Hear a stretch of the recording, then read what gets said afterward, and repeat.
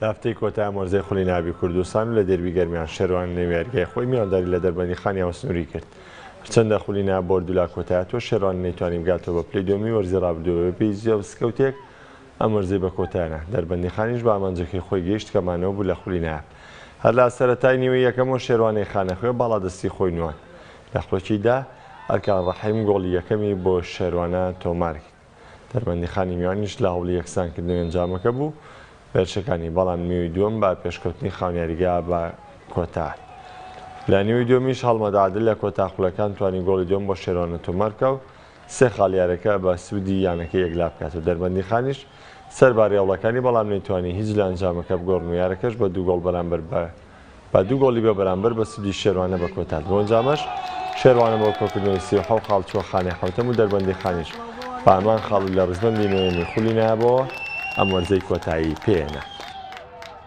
بڵێن هیچ لە وەزعی هیچ تیبێکمانی نەگۆڕی هەروەکو یاریی ودیوە بەڕاستی، بەڵام منافسەیە گەی لە بینی دەربەندیخانی شێروانە ئینشەڵا منافسەش نامێنێ. منافسە کرێ بۆ خۆشی ئەکرێوانە ئەوەنە یەخوانەکە بڵێن ئێمە لەگەڵ شێروانە تیبێکی جیاوازبین، هاو سنوورین، هاو تیپین. ئینشەڵا ئەمەش دوا یاریمان نابێت پێکەوە چونکە لە خولەکان هەر بەرداوامە بین.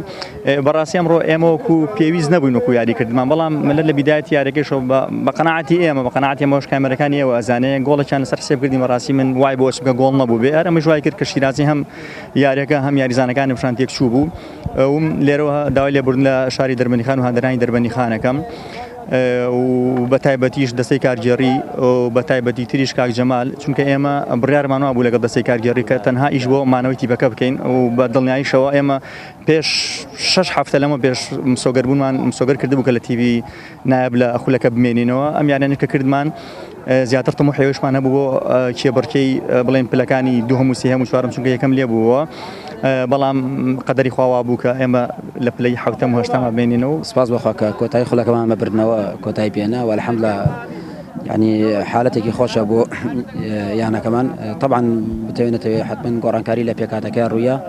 سپاس بەخوا بەمەدح و شانازی نەبێ بڵێن شێروانەی گەڕی دووەم بتوانین بڵێن جیاواز بێت لە شێروانەی گەڕی یەکەم. ئێمە لە مرحلەی دووەمە بڵێن سودو خاڵمان کۆ کردەوە بە تێکرای خاڵانەی کە لە مرحلەی دووەمە یانانەی کۆیان کردەوە ڕەنگە نادی شێروانە توانین بڵێن دووەمیان سێمی ڕزبەندەکە بووە.